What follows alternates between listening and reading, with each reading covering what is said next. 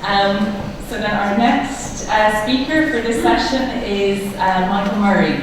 Michael works for the Heritage Lottery Fund and he's been with them since 2009. He's an alumnus of the course, and Michael also comes back now to teach on the course. So he's involved in a teaching session on Module 1 of the course. So hand it over to you then, Michael. Thank you. I'm going to focus mostly on the dissertation and the impact that's had, but I'll try to interweave a bit more about the impact the course has had on my work as well as we move forward. So my dissertation was about maintenance in places of worship. So that there's really nothing sexy about maintenance. When I mention the M word, you probably eyes glaze over and you start thinking about the wine that's going to be served after all the speeches are finished. But a more considered view is that there's nothing perhaps more important to sustainability of our historic environment than making sure that it is properly maintained. It's boring maybe, but it is absolutely essential. At the HLF, we love a good glamour project. We love this one. Allocating millions of pounds to projects that have a wow factor for our trustees. Some of these, you know, from London, the Centre Court at the British Museum, Temperate House at Kew, and the Cutty Sark. In addition, we like to restore galleries, such as the Science Museum Information Age. This one even allowed HLF to claim an involvement in the Queen's first tweet. Trustees love that. One of the things I would say, in my module 1, the funding module, the competition, I cheated when I ran that one because I just used Temperate House and Kew as an example of why the New York Botanical Gardens, of course, had to win the competition. So it was hard for me to lose. Just to go back to that bit. So I was lucky when I first started HLF 6 years ago. The organization was looking for somebody with a community development background, somebody who could help get lottery funding into organizations that weren't applying to HLF, more diversity in their grant giving. It's still a corporate goal. So although I had grant experience in built environment at the big lottery fund, I basically did more of the sort of community engagement side. So my early career at HLF, I relied a lot on the experienced old hands there when advising projects, big projects in London. And a lot of reading of case history, but I didn't really have the historic heritage background. This course gave it to me. One of the things about HLF is we cover heritage across all spectrum. We've heard a lot today, the National Trust, Churches Conservation Trust, to natural environment, to ships. It is that word interdisciplinary is critical to my role. And this course allowed me the background and the knowledge to have confidence in my own ability to go into a place and advise based on the experience I've gained over the 2 years. A great example of this is a church in North London called St. Jude on the Hill. It's a fantastic Grade 1 listed church in Hampstead Garden suburbs. Applied to HLF for a grant just to redo its heating. And the grant was rejected. Went up there to look at it and it became instantly clear that you can't solve all the issues just by putting in a new boiler. Heating issues, lighting issues, historic wall frescoes with efflorescence and damp all over the place, deterioration of fabric. Everything that this course teaches you to do was there, and I could look at it and I knew what I was looking for because this course gave me the background to do so. So rather than just talking to them a little bit about reapplying, we talked about the whole range of issues that the church faced and the need not to come to us for £100,000 or probably for 1.5 million. As well, the whole community focus, the values, we discussed that. This is a church that is in a largely Jewish area now, and how you get the wider community beyond its immediate environment to engage with the church and to help sustain it. All of that is possible through this course. So if you're thinking about doing it, very kindly praise it's worth in my job. So I don't do anything different because I'm still doing the same job as I did at HLF 6 years ago, but I like to think I do it a lot better. HLF has an incredible spending power, £6.5 billion invested in heritage in the last 21 years. Since 1994, £565 million has been invested in places of worship, of which 440 million has gone to the conservation of repairing conservation of built fabric, historic fabric, of nearly 4,000 places of worship across the country. So, for example, we turned Spitalfields, Christchurch Spitalfields, from this into this. Really significant and important projects. And these are the million plus projects, but there is also the £100,000 project for a new roof for the community church in East of England, for example. The Sustainable Heritage dissertation I worked on examined the impact of management plans. Since 2002, Heritage Lottery Fund has required churches that have been applying for our urgent repair program to have a management plan. This program is jointly run with English Heritage. What I wanted to check to see was whether those management plans were actually having any impact on maintenance of places of worship. Now, all of our programs over £100,000 require a management maintenance plan, but we haven't really done any evaluation on the impact that those plans have had to date. And since the churches and parks were first to do it, it was a great place to start. I used an online survey of churches to explore whether the maintenance plans were actually having an effect. And I used this sort of methodology. So, concentrated on two regions, in Lincolnshire and in London. It gave me a good cross-section of urban and rural churches, very different operating environments and conditions, very different user groups in both places. In the end, I had responses from 27 churches with about a 50-50 split between urban and rural. Also did some file reviews of English Heritage with the application and the annual maintenance returns and the management maintenance plans themselves. Looked at all of those documents. And then just to check whether or not my assumptions were accurate, I also did a focus group in London with some churches who had not gone through HLF funding and didn't have management and maintenance plans in place. The research explored experiences of management maintenance plans. So the impact, the research showed that the impact of management maintenance plans is mainly these four areas. They encourage churches to address the primary cause of deterioration in these buildings: water ingress from poorly maintained rainwater gets. Just about everyone, after they had an management and maintenance plan in place, had a maintenance contract for gutter clearance at least twice a year. Critical for keep the buildings watertight. Management maintenance plans were targeted, but they didn't really have a realistic cost, and they didn't engage the users. So when in the Eastern England, when we actually looked at the ones that worked, at least the situations where they were targeted and they did involve people in creating them were the ones that were most effective. In the larger churches of London, for example, the architect who was basically tasked with creating a maintenance plan had a template document, gave it to the church, changed the name, signed it off, all done. Those are the ones that tended not to be followed because there wasn't the skill, the commitment, the buy-in, and even the knowledge of what was involved in it. And in two cases, the vicar and the church warden really had nothing to do with the creation of these plans. It's not a surprise that they weren't successful. Whereas in Lincolnshire, there was much more buy-in, and there was much greater success. Another thing that came up was the critical importance of training and getting the volunteers involved in looking after the building. In most cases, church wardens are volunteer roles. They're often people who are retired. Vicars are not trained in, religious leaders, because it's not just vicars, are not trained normally in historic building conservation when they're at seminary school.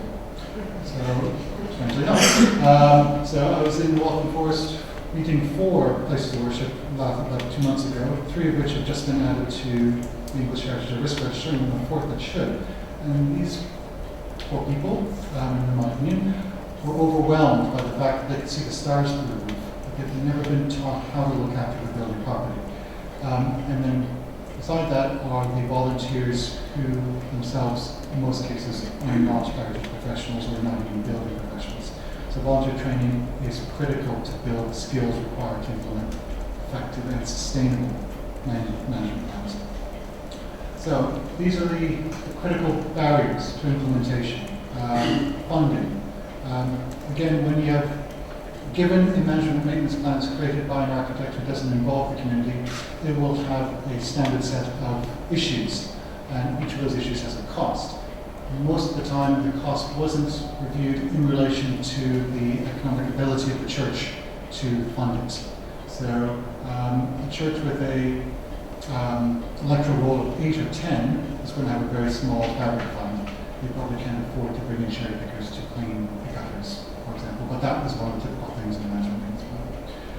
There's a lack of skill, a lack of knowledge about how to look after the buildings, and a lack of access to get to high places. Since I completed my dissertation, I've used it when advising new places of worship are coming to us for repair grants. I always talk about maintenance, always talk about the skills, always convince people you need to learn what to do to observe, to look, to fix, to do the things you can do as a volunteer, and to be involved in the maintenance program. You can't just rely on an architect to do it for you. Apologies for architects. There was a lot on my course today. Since then, however, HLF has taken that document and now are in the process of commissioning a larger research project in this year that will look pan-UK at all denominations, all church buildings, and basically use the research I did as a template to explore the issue more broadly. We're going to look at post-completion maintenance regimes. Does the maintenance plan work? Are we, the funder, and English Heritage as the regulator, doing enough to check? That's basically one of my research findings was there was an annual review, but nobody checked. There's just another page in a file.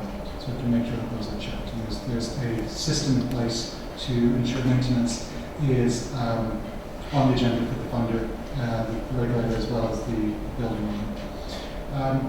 There needs to be linkage between individual maintenance plans and wider programs of sustainability around the church. So link it to climate change, link it to skills, link it to economic sustainability.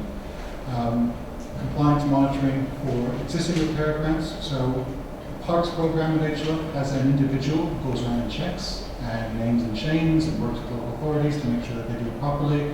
We currently don't have somebody who does the same with historic buildings. So I'm hoping this research program will result in that post being created next year. Maybe a job for somebody. And then finally, maintenance regimes and programs more generally. So what can we take from the church program that can be applied more widely across all HLS funding programs? The policy lead who was helping develop this, I had developed this, unfortunately moved on to Architectural Heritage Fund, but we shared the same opinion that skills are critically important. And at the moment, our Virgin Repair Grant program does not have an outcome related to heritage skills. And it's our view that that needs to change. And hopefully when HVAC goes through its next strategic framework change in 2 years, we can get that put into the mandatory outcomes for the repair grants programs. So what we want to see is people with the ability to know what they're looking at when they're pointing to the ceiling. Not be afraid of finding mats, but knowing where to see damp, knowing where to see efflorescence, knowing where to see cracks, and knowing what to do about it. They don't always necessarily have to do it themselves. They can bring in a contractor, but that management plan needs to give them the skills, the knowledge, and the ability to know where to look. For me, this course gave me those skills, so I know where to look, and I can pass that on to apply for funding direction.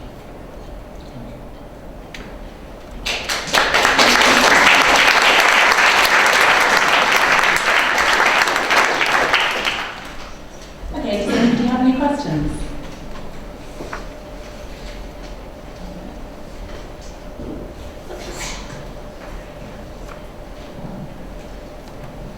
Going back to your church with 15 parishioners, no skills, no money, and a maintenance problem, does HLF give ongoing grants to prime them to be able to get grants for maintenance of their building? There's no way they can raise them, be doing it themselves. Just to encourage them. Yeah. Well, we don't give grants for maintenance. Maintenance is a core responsibility of any building owner. So HLF is a project funder, and when DCMS sets out what our role is, core cost is not here.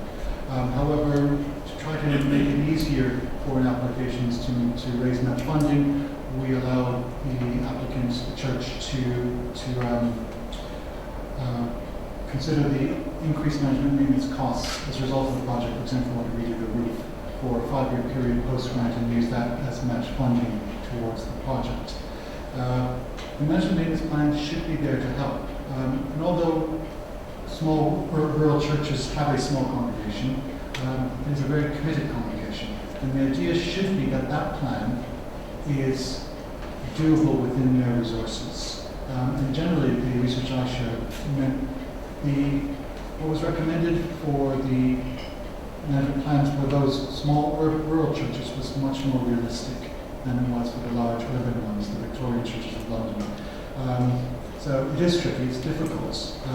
But the Church of Convocation Trust, Isabel's presentation about ensuring sustainability across the board, economic maintenance, all that should go into a management of maintenance plans. It's management, not just maintenance. It's how you maintain economic viability of the church as well. Does it work? Does what works? What you suggested sounds very good. Does it actually work in practice? Generally, the research showed that of the places that would respond, they all were trying their best to follow it.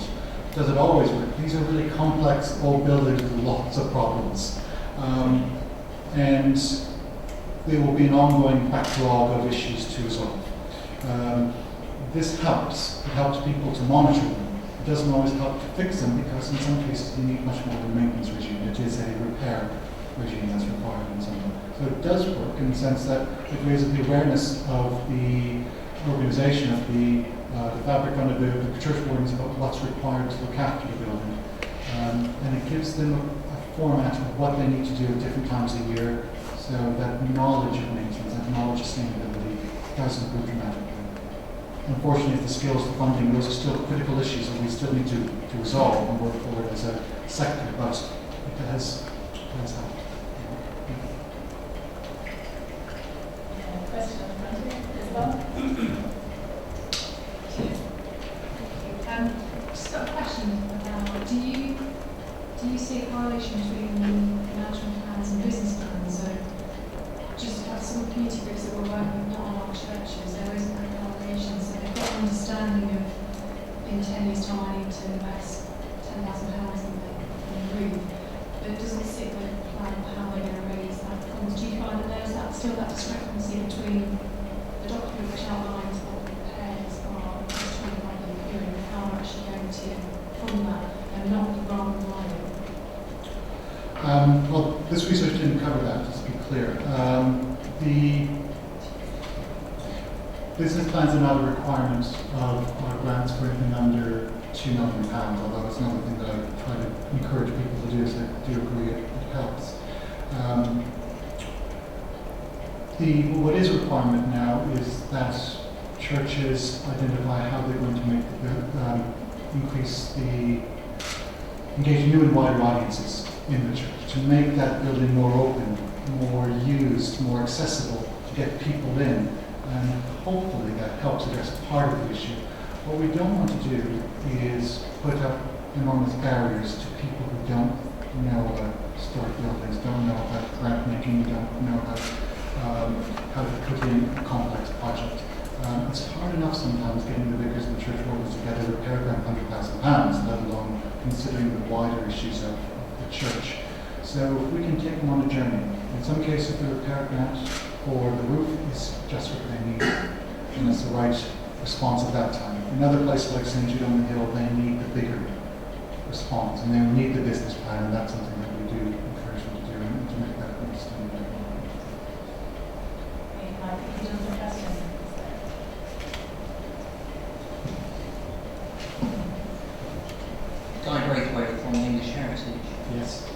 in your research, did you look at the monitoring regimes of the organisations themselves? I mean, most places of worship are subject to a regular monitoring regime at least once every 5 years. Well, yes, they all would have congressional inspections, and all did. There was a requirement to do that in the first place that they had a leopard and a QI.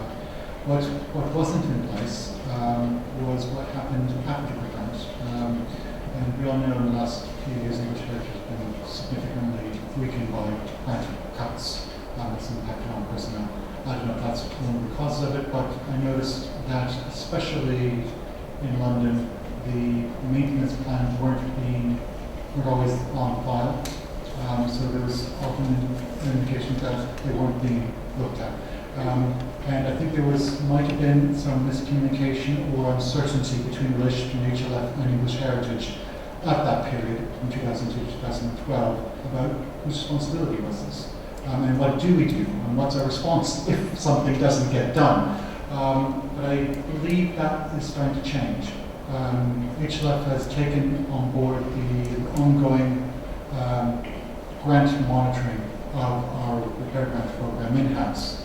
And what I perceive will probably happen is something like the Park will have somebody whose job is to make sure people are doing it.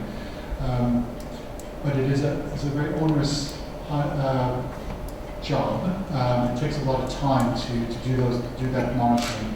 And we, as well as English Heritage, have difficulty at the staff time with all the new projects that are coming in to look at the older ones. So the research showed that the Church of England, HLF, and English Heritage all had a degree of responsibility towards making sure these maintenance plans were looked at and adhered to. There is within the measures for the Church of England a responsibility for churches to look after the place of worship. And the QI is part of that, but in many cases that's not being monitored as closely from the Church of England's point of view, from the regulator's point of view, and from the funders' point of view, across the board. All three need to be better. Or it did need to be better. It's getting better now.